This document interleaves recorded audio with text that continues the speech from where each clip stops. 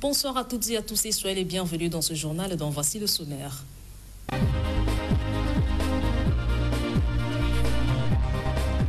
Le poste de transformation électrique de Loussala à Tietie dans le département de Pointe-Noire vient d'être vandalisé par des malfrats. Ils ont emporté des câbles, plongeant ainsi l'ensemble de ce quartier dans le noir.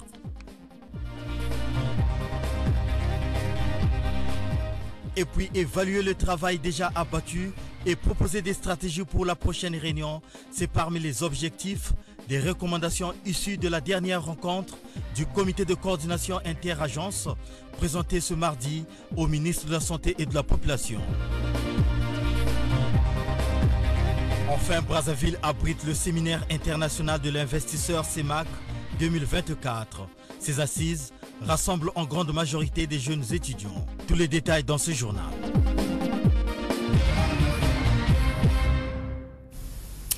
Vous êtes sur Dire TV International et vous avez raison, mesdames, messieurs. J'espère que vous allez bien. L'actualité ce mardi reste marquée par ce match d'honneur Congo-Ouganda qui s'est joué en fin d'après-midi au stade Alphonse Massomba Débat. Mais le Congo, déjà éliminé, a encore encaissé un but. Nous parlons de ce problème avec Donald Goma, chef de service sport ici à Dire TV. Bonsoir Donald. Bonsoir. Bonsoir et bienvenue sur ce plateau. Merci beaucoup. Mais d'abord, cette question d'actualité, les populations de l'arrondissement 3 Tietie à Pointe-Noire sont dans le noir. Leur poste transformateur électrique a été visité par des inciviques qui ont emporté avec eux des câbles de connexion. On parle d'un quartier entier dans le noir. Nos reporters ont suivi les pas du chef de service technique de la Société énergie électrique du Congo, Pointe-Noire, parti sur les lieux pour s'enquérir de la situation, mais avec le désir de trouver des solutions. Reportage de Jean-Pierre Février et Kevin Lembouzo. Dans la nuit du vendredi au samedi 16 novembre 2024, des malfrats ont visité le transformateur Clarisse de Loussala, emportant avec eux des câbles de cuivre dits I-1000 qui alimentaient le circuit électrique écarissé de Loussala dans l'arrondissement 3 Tietie. Un vol de câbles qui plonge dans l'obscurité les populations de ce quartier périphérique de Pointe-Noire. Accompagné du commissaire de Tietie 1, l'ingénieur en génie électrique a effectué le déplacement de ce poste. Déplacement pour constater de visu les dégâts causés par les malfrats qui courent toujours dans la nature. Ce qui relance le débat des vols de câbles écarissés dans la ville de Pointe-Noire qui laisse perplexes les responsables de cette société de services publics. Un vandalisme à grande échelle que restitue le chef de service technique. Dans ce poste-là, les malfrats ont emporté les câbles qu'on appelle les câbles humides qui font la liaison entre le transformateur et notre tableau qui est derrière moi. C'est à partir de ce tableau-là qu'on alimente la population. Donc, vu la rareté de matériel sur le marché aujourd'hui, ce genre de pratique, il faut à ce que vous avez commencé les postes qui pourront faire même une semaine sans être électrifiés. Parce que ce câble-là, c'est un câble qui devient très rare, le cuivre est très rare. Donc on demande également à la population d'être vigilant, surveiller. Ce n'est pas seulement l'affaire de eux caresser, c'est l'affaire de tous, et la population et les forces de police, pour que ce genre de pratique ne se révèle plus. Là, ce n'est pas la première fois. Je peux dire qu'on a déjà à peu de 8% de nos postes qui ont été visités depuis le début de l'année. Ça commence à être inquiétant. 20e poste de transformation visité par les malfrats dans la ville de Pointe-Noire interpelle donc le personnel écarissé et les citoyens à plus de vigilance. Si certains jeunes brillent encore dans les civismes, d'autres par contre se lancent dans la recherche des métiers. Le cas de ces jeunes qui ont participé à la caravane de renforcement de l'adéquation formation-emploi dénommée en lingala Mossala, c'était sous la houlette du ministre de la Jeunesse et de la formation qualifiante. Regardez. La caravane de renforcement de l'adéquation formation-emploi dénommée Mossala a été officiellement lancée à Pointe-Noire ce mardi 19 novembre 2024 en présence du ministre de la Jeunesse et des Sports, de l'Éducation civique, de la formation qualifiante et de l'emploi, Hugues Ngolendele. À ses côtés, Bonaki Mbembe Mabaou, représentant du préfet du département de Pointe-Noire. Ce projet lancé au Congo il y a quelques mois est le fruit du partenariat entre le gouvernement de la République, l'Agence française de développement et l'Union européenne en faveur des jeunes. Mesley Pinoki Azabou, administrateur maire de Lumumba, a souhaité la cordiale bienvenue à l'assistance, ouvrant ainsi la voie au point focal du projet Mosala. Ce projet tend sur une durée de 5 ans avec un budget de 10,3 millions d'euros financé par l'Agence française de développement et l'Union européenne. Il a entre autres comme indicateur la validation et la mise en œuvre d'une politique nationale emploi-formation, incluant un volet genre et un plan d'action sur 5 ans. L'appui par le FONEA des actions de diversification de l'offre de formation formelle et informelle, de modernisation du contenu des formations, de formation des formateurs, de financement de formations innovantes. Pour la Consul générale de France à Pointe-Noire, cet événement marque un nouveau temps fort entre le Congo et la France. Cet événement marque un nouveau temps fort entre le Congo et la France autour de notre partenariat renforcé dans le domaine de la formation des jeunes et de l'emploi. Il s'inscrit en effet dans les orientations prioritaires de la France aux côtés de la jeunesse africaine et notamment de la jeunesse congolaise. L'Afrique abrite la population la plus jeune du monde avec plus de 60% de ses habitants âgés de moins de 25 ans. Cette dynamique démographique, elle doit contribuer à l'essor de l'employabilité des jeunes qui permet de stimuler la croissance, réduire les inégalités et garantir le bien-être économique aux jeunes Congolaises et aux jeunes Congolais. Lançant ainsi la caravane, le représentant du préfet du département Noir a salué l'engagement du ministre en charge de la jeunesse. Monsieur le ministre, le lancement officiel ce jour de la caravane de renforcement de l'adéquation formation-emploi dénommée Mosala à Pointe-Noire, après celui de Brazzaville, Ouesso et Dolisie, traduit aisément votre engagement de matérialiser la volonté du gouvernement de la République de transformer par des actes concrets cette année 2024, décrétée année de la jeunesse, par son Excellence Denis Sassou Nguesso, président de la République, chef de l'État et ami de la jeunesse, qui déjà, dans son programme de société « Ensemble poursuivons la marche », affirmait, je cite, « Préparer les jeunes à l'emploi par la formation qualifiante qui doit s'appuyer sur un capital humain bien préparé, sur des financements appropriés et sur des infrastructures de base viables et en nombre. » Fin de citation.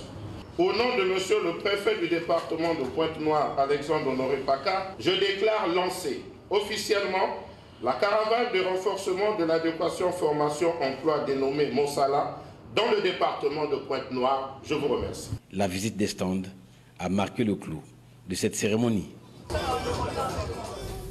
Des vergers écoles, vous en avez déjà entendu parler. Le ministère de l'enseignement technique et professionnel s'y lance. Il s'agit là des centres d'expérimentation pour certains élèves qui vont être créés un peu partout dans le pays. Des hectares ont été labourés à Makwa dans la cuvette, Evo dans la cuvette ouest, Banda dans le département du Liari et Sibiti dans la Lekumu. Hier lundi, le ministre de l'enseignement technique et professionnel, Thierry Mangessa Ebomé a procédé au lancement officiel de ces vergers écoles au quartier Nzula. Nous sommes là dans la communauté urbaine de Mokeko dans la Sangha. Suivez ce reportage de Charvin Mabiala et Guinewat Abengo, notre correspondant à Ouesso.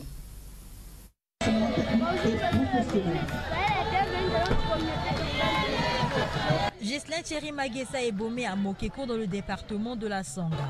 Le but étant la mise en œuvre de l'initiative École productive, un projet qui fait partie des réformes entreprises par le ministère de l'enseignement technique et professionnel pour redorer le blason de ce sous-secteur de l'éducation. La réforme engagée du sous-secteur éducatif de l'enseignement technique et professionnel prévoit entre autres leviers d'intervention la mise en œuvre de l'initiative École productive qui consiste à développer dans chaque institution de formation technique et professionnelle, en fonction de sa vocation et de son potentiel, des activités productives génératrices de revenus. Le choix porté sur la communauté urbaine de Mokeko pour cette activité témoigne sans doute l'importance que vous accordez à notre entité administrative territoriale. Nous en sommes infiniment reconnaissants. mais aussi lier la théorie à la pratique afin de mettre à la disposition des entreprises le capital humain indispensable à la diversification et au développement de l'économie nationale. Certains pays autour de nous, ou peut-être un peu plus loin de nous, sont venus chercher la culture du safoutier ici au Congo et l'ont développée. Il faut que nous-mêmes, nous reprenions l'initiative pour nous présenter sur l'échiquier régional ou international comme un pays producteur, tout au moins du safran. En ce mois de novembre dédié au planting d'arbres, les autorités locales ont planté des espèces fruitières. Mais bien avant, il a fallu demander l'accès aux mannes.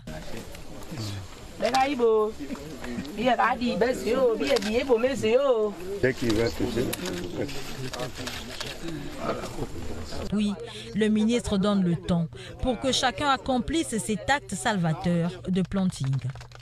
Ce site, situé au quartier Zula Boudingo, est un terrain du ministère de l'enseignement technique et professionnel. Pédagogique, environnemental et socio-économique, le concept verger-école est une façon pour Ghislain Thierry Maguessa Ebomé de doter les complexes scolaires agro-pastoraux des différents départements d'une activité de production génératrice de revenus et répondre aux 3 préoccupations fondamentales de ce sous-secteur de l'enseignement. La première est liée au lancement au ministère de l'enseignement technique et professionnel de l'initiative École productive. La deuxième chose, c'est de réussir ce mandat sous le signe du développement de l'agriculture au sens large. Et la troisième conviction, c'est que demain, le Congo, par des jeunes qui seront formés ici, et par nous-mêmes, qui par la présence de ce verger école, pouvons développer des aptitudes à faire des vergers autour de cette ville de Mokeko. Comme dans le département de la Songa, ce projet a été lancé sur toute l'étendue du territoire national. Le séminaire international de l'investisseur CEMAC 2024 a démarré ce mardi sous l'égide de la commission de surveillance du marché financier de l'Afrique centrale, régulateur du marché financier de l'Afrique centrale. Ces assises qui dureront 2 jours rassemblent en grande majorité les jeunes étudiants, futurs acteurs financiers de l'écosystème financier de la zone CEMAC. Le compte rendu avec Auguste Bolazébi et Roland Nyakekele. Dans cette salle de conférence du mémorial Pierre Savorgnan de Brazza, un public essentiellement jeune venu participer à la semaine internationale de l'investisseur CEMAC 2024. Pour cette édition 2024, les organisateurs se sont donnés comme objectif principal celui de léguer une culture financière et boursière à la couche juvénile, notamment estudiantine, perçue comme les futurs acteurs financiers de l'écosystème financier de la zone CEMAC. Une démarche qui a tout son sens quand on sait que, selon le secrétaire général de la COSUMAF, Commission de surveillance du marché financier de l'Afrique centrale, le marché financier de la zone CEMAC est peu connu alors qu'il est favorable à l'investissement. L'évolution technologique qui influe considérablement sur le marché financier avec de nouveaux défis comme les risques liés à la cybersécurité ont conduit les organisateurs à axer la thématique de cette édition sur la technologie, la finance digitale et durable. Les progrès numériques ont engendré de nouvelles perspectives, créant des plateformes d'investissement innovantes et en offrant un accès inédit au marché financier. Cependant, ces opportunités s'accompagnent également de nouveaux défis. La volatilité des marchés, les risques inhérents à la cybersécurité et la complexité grandissante des produits financiers requièrent une résilience accrue de la part des investisseurs. Il est impératif que les protagonistes du monde des marchés financiers, y compris les régulateurs, coopèrent étroitement afin de préserver la protection des investisseurs et la stabilité du marché. La conférence inaugurale, présentée par Larissa Kouloubalou, chef de service à la direction de contrôle et des enquêtes de la COSUMAF, a porté sur la présentation générale du marché financier de l'Afrique centrale. D'autres conférences sur divers thèmes seront développées au cours de ces retrouvailles de 2 jours qui seront marquées par un quiz entre universités. Et je vous propose à présent d'écouter ce jeune étudiant qui invite d'autres étudiants à participer massivement à ce séminaire plein d'enjeux. Écoutez.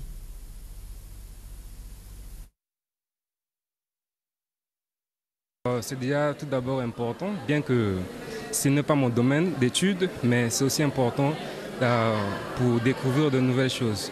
Telles que là, nous étions tout à l'heure en salle, on nous a parlé de 2 marchés, le marché primaire et puis le marché secondaire. Du coup, sur son importance, je peux dire que le marché financier il est important parce qu'il permet de financer en fait l'économie, facilite les échanges entre les acheteurs et puis les relayeurs. C'est vrai que certains prennent ça à la légère, que parfois ce n'est pas mon domaine d'études comme ça, mais rien n'est à négliger, tout est important. Donc, je les conseillerais de participer. Il y a demain c'est possible, demain ils peuvent venir et participer, c'est très important. En santé, on va vous parler ce soir de la réunion du comité de coordination interagence, le CCA, qui est un organe stratégique pour la vaccination, a fait le point au ministre de la Santé et de la Population, Gilbert Mokoki, des recommandations issues de leur dernière concertation dans l'objectif d'évaluer le travail déjà abattu, mais de trouver aussi des pistes de solutions pour d'autres points encore en difficulté. Suivez. Les participants à cette rencontre étaient appelés à faire le bilan des recommandations issues de la dernière réunion de la communauté de coordination interagence tenue en janvier dernier. Il en ressort que sur les 7 recommandations adoptées lors des dernières réunions, seulement 3 ont été suivies. Une défaillance qui a conduit le ministre en charge de la Santé, Gilbert Mokoki, et les participants d'émettre de nouvelles propositions pour parvenir à un système de santé plus fort et résilient. Mener des actions de supervision sur la chaîne froid. Parce que nous avons tenu une réunion sur la gestion des données et il y avait plusieurs systèmes d'enregistrement, de traitement des données qui n'étaient pas vraiment harmonisés. Le disait donner certaines informations, le père en donnait d'autres, et il y avait une autre base de données au niveau de l'OMS, et si bien qu'on se demandait quelle était la vraie donnée. Alors il fallait, premièrement, harmoniser les systèmes. Voilà, il ne faut pas qu'il y ait une disparité des données et ça fausse l'évaluation. Bon, ça a été suffisamment dit sur les vaccinateurs. Mais moi, je vais plutôt aborder les aspects de supervision sur lesquels Prenant la parole à son tour, Jonas Sebina, directeur du programme élargi de vaccination, est revenu sur les points saillants de cette réunion. Aujourd'hui, il y a eu 2 présentations. La première, c'était les recommandations du CCA dernier, qui a eu lieu le 25 janvier 2024. Et la présentation des performances du PEV jusqu'au 3e trimestre 2023. L'objectif, c'est toujours pour améliorer, voir le haut et les bas pour pouvoir continuer dans la vaccination. Au terme de cette réunion, les dossiers seront soumis aux membres de la CCIA présents à cette rencontre pour préparer la prochaine réunion de janvier 2025. Un autre atelier enregistré ce mardi, c'est celui organisé par le PNUD à l'endroit des membres de la société civile. Cet atelier avait pour objectif de renforcer les capacités des membres de la société civile sur la lutte contre le VIH-Sida. Reportage de Jean-Pierre Février et Héritier Toit. En vue de donner des opportunités aux 100 000 personnes atteintes du VIH-Sida à se dépister et vivre normalement comme les autres citoyens de la République, le programme des Nations Unies pour le développement PNUD en sigle et ses partenaires socio-sanitaires ont organisé ce mardi 19 novembre 2024 à Pointe-Noire un atelier de sensibilisation, de formation pour le renforcement des capacités des organisations de la société civile. Atelier auquel ont pris part les populations clés sur les investissements domestiques pour la gouvernance et la redevabilité. Une cérémonie patronnée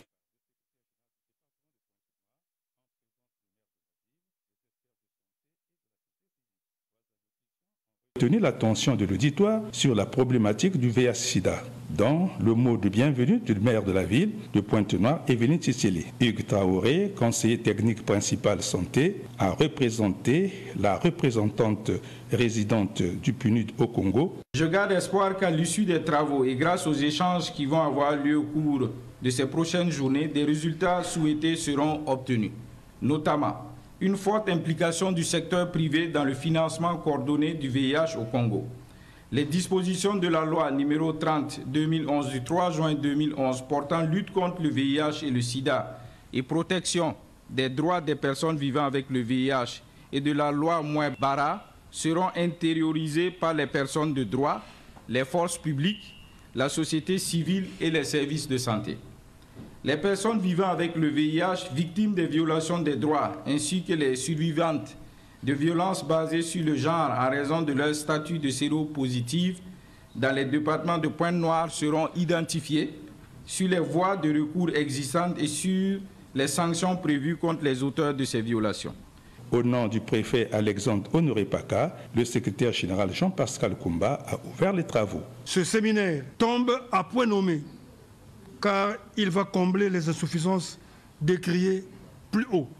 Et c'est ici l'occasion de saluer avec déférence et de remercier le Conseil national de lutte contre le sida et les épidémies, le PNUD, l'ONU-SIDA, le Fonds mondial, ainsi que les partenaires nationaux et privés locaux, qui appuient le pays et notre département dans plusieurs domaines. Au nom de M. Alexandre Honoré Paka, préfet du département de Pointe-Noire, je déclare ouvert le séminaire de sensibilisation sur la protection des personnes vivant avec le VIH, la mobilisation des investissements domestiques et la gouvernance des réponses communautaires et nationales au VIH dans le département de Pointe-Noire. Je vous remercie. Un atelier de renforcement des capacités pour battre en brèche le taux de prévalence du VIH-Sida au niveau local pour les personnes atteintes. Et on va terminer avec le sport. Les éliminatoires de la CAN Maroc 2025 viennent de se boucler sur une triste note pour la République du Congo. Non seulement éliminé, mais qui vient de perdre à domicile, battu par l'Ouganda sur le score d'1-0. Je suis sur ce plateau, comme je le disais au début de ce journal, avec le chef de service sport, Donald Goma. Bonsoir, rebonsoir Donald. Rebonsoir Christine Machona. Alors, même à domicile, le Congo n'a pas pu sauver l'honneur. Eh bien Christine, qui sème le vent récolte la tempête, dit une maxime populaire. C'est le moins que l'on puisse dire. Nous sommes sortis donc du stade Alphonse Massomba Débat, plongés dans une humiliation sans pareil, parce que au-delà de l'élimination, mais devant le maigre public, hein, il y a quand même eu des fervents sportifs amoureux du ballon rond qui ont effectué le déplacement du stade pour au moins venir voir son équipe qui devrait peut-être boucler en apothéose ces éliminatoires avec la clé une victoire. Mais malheureusement, devant Paul Put, en tout cas, nous avons enregistré là une deuxième défaite dans ces éliminatoires, puisqu'il faut le dire, l'Ouganda nous avait déjà battu lors de la manche aller 2-0. Et l'Ouganda et Paul Put, qui n'est autre que l'ancien sélectionneur des Diables Rouges, en tout cas, il n'a pas voulu qu'il soit battu ici à Brazzaville, mais il a prouvé le contraire. Et il a prouvé aux yeux des autorités congolaises que c'est à dessein que vous m'aviez viré, c'est à dessein que j'ai quitté la sélection nationale, puisque là où je suis allé, eh bien, me voilà, je viens de qualifier donc l'Ouganda pour la CAN Maroc 2025. Alors Donald, que dire du bilan? Ben, mais le bilan, il est totalement négatif. Ah oui, il est totalement négatif. Sur 6 matchs, eh bien, le Congo n'a remporté qu'une seule rencontre. C'était lors de la première journée de ces éliminatoires face au Soudan du Sud. Un seul petit but à 0 ici au stade Alphonse Massomba Débat. Et après, c'était l'hécatombe. 4 défaites face à l'Afrique du Sud, 5 buts à 0 lors de la manche aller. Face à l'Ouganda, je l'ai dit, 2-0 à Kampala, 1-0 ici à Brazzaville et 3-2 lors de la manche retour face au Soudan du Sud, il n'y a pas très longtemps, donc lors de la 5e journée de ces éliminatoires. Et aujourd'hui, encore face à l'Ouganda, 1-0, ça se passait à la maison. Il fallait quand même que le Congo sorte de là avec sourire, sauver l'honneur, mais malheureusement, ça n'a pas été le cas. Et je n'ai cité que 5 matchs. Et bien, le 6e match, eh bien, le Congo avait fait un match nul. Ici, à Masomba Débat, c'était face à l'Afrique du Sud. Mais Donald de Goma, qu'est-ce qui n'a pas marché? Est-ce que les joueurs n'ont pas été à la hauteur ou quoi? Est-ce que les joueurs n'ont pas été à la hauteur? C'est le moins que l'on puisse dire, parce que à l'équipe nationale, on appelle les meilleurs. La preuve en est que ça s'appelle sélection. Donc ce n'est pas parce que tu évolues du côté de la diaspora que tu chauffes les bancs de touche que du coup, tu dois être appelé à venir sauver l'honneur, plutôt porter le maillot, le maillot national. Les joueurs n'ont pas été à la hauteur. De toutes les façons, Christy Machona, il faut le dire, hein, nous avons au niveau local un faible championnat. Ah oui, il faut le dire, un faible championnat parce que vous vous souviendrez, en 2015, le Congo, sous Claude Leroy, le Congo avait atteint l'étape des quarts de finale de la Coupe d'Afrique des Nations du côté de la Guinée équatoriale. Pour la bonne et simple raison, au sein de cette équipe de Diable Rouge, il y avait, d'abord, en ce temps-là, on avait un très bon championnat avec une équipe qui savait sauver l'honneur du football congolais, qui n'était autre que l'AS Léopard, qui avait au moins 9 joueurs au sein de l'ossature de l'équipe nationale. Et aujourd'hui, qu'est-ce que nous constatons? C'est tout à fait le contraire. Le Congo, dans ce groupe K, est le seul pays qui a plus des joueurs qui évoluent du côté de la diaspora que des joueurs locaux. C'est un drame, puisque même lorsque nous voyons la sélection des Bafana, Christy Machona, ils ont à peine 2 joueurs qui évoluent à l'étranger. Un en Angleterre et l'autre en Tunisie. C'est l'ossature locale. Il y en a d'autres qui doutent, notamment de la qualification de ces joueurs qui viennent de l'international, de l'étranger. Bien évidemment, parce que sur le terrain, bon, je vais simplement vous prendre l'exemple d'un attaquant congolais qui a joué tous les matchs de ces éliminatoires. Il s'appelle Sylvain Ngavoula. Il évolue en Suisse, au club Young Boys. C'est notre attaquant. Mais vous savez, depuis quand il a marqué le dernier but à l'équipe nationale, ça date du 17 novembre 2027. C'était lors des éliminatoires, lors de la première des éliminatoires, c'était contre la Zambie. 4-2. Et c'est là où il avait inscrit son dernier but avec l'équipe nationale. Bon, vous voyez, nous faisons appel à ce genre d'attaquants au lieu qu'ils viennent pour nous marquer des buts, mais il a passé les 5 journées de la Coupe du Monde de ces éliminatoires sans pourtant marquer un but. Bon, nous avons quelle race de joueurs, Christy? Combien même ils évoluent du côté de la diaspora? Mais il reste à savoir, est-ce que là où ils évoluent, ils sont titulaires dans leur équipe? C'est la grosse interrogation qu'il faille se poser. Donald de Goma, nous avons perdu, on l'accepte. Nous avons perdu, mais qu'est-ce qu'il faut allons sauver, nous allons, pendant que les autres seront du côté du Maroc, nous allons regarder la Coupe d'Afrique à la télé. Non, moi je reste optimiste. Alors Donald, est-ce que, en tant que sportif, quelles sont les pistes de sortie de crise pour cette situation du football congolais qui ne cesse de tourmenter? Il faut repartir à la formation, simplement. On pouvait se dire, bon écoutez, nous n'allons plus participer à ces genres de compétitions pendant 2 ans maximum. Et nous repartons à la formation. Quelles sont les nations qualifiées déjà pour cette les nations qualifiées, Christy Machona, ce sont les nations les plus méritantes. Il y a déjà le pays hôte qui n'est autre que le Maroc. Il faut rappeler que cette Coupe d'Afrique des Nations se jouera au Maroc du 21 décembre 2025 au 18 janvier 2026. Eh bien, il y a le Maroc, il y a l'Afrique du Sud qui était dans le même groupe que le Congo. L'Afrique du Sud qui a terminé donc premier du groupe K avec 14 points. Il y a l'Algérie, il y a l'Angola, il y a le Bénin Christy, le Bénin est qualifié. Le Bénin, il y a le Botswana, le Burkina Faso, le Cameroun, les Comores. Les Comores est qualifié, les Comores part en Coupe d'Afrique. Nous allons assister les Comores à la télé, Christy Machona. Il y a la République démocratique du Congo, il y a la Côte d'Ivoire, il y a l'Égypte, il y a le Gabon, il y a la Guinée équatoriale, il y a le Mali, il y a le Mozambique, le Nigeria, l'Ouganda qui vient à peine de nous battre à domicile, qui est occupé la deuxième place du groupe K avec 13 points. Il y a donc le Sénégal, le Soudan, la Tanzanie, la Tunisie, la Zambie et enfin le Zimbabwe.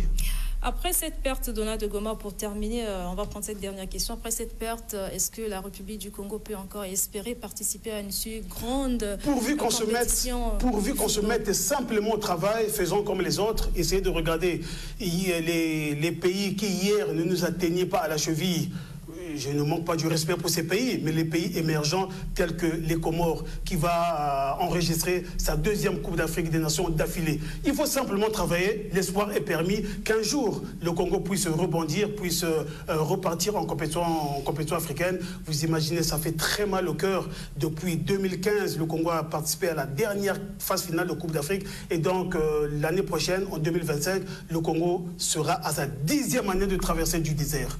Il faut simplement se mettre au travail. Un jour, ça pourra marcher. On pourra revivre l'épopée de Yaoundé 72. Triste réalité, mais l'espoir est permis. Merci Donald de Goma d'être venu sur ce plateau. Merci Christy Machouna. En nous apportant ces informations. Merci à vous, mesdames, messieurs, d'avoir suivi cette édition du journal. Restez branchés sur DIR TV pour la suite de nos programmes. Au revoir et à demain pour un nouveau journal.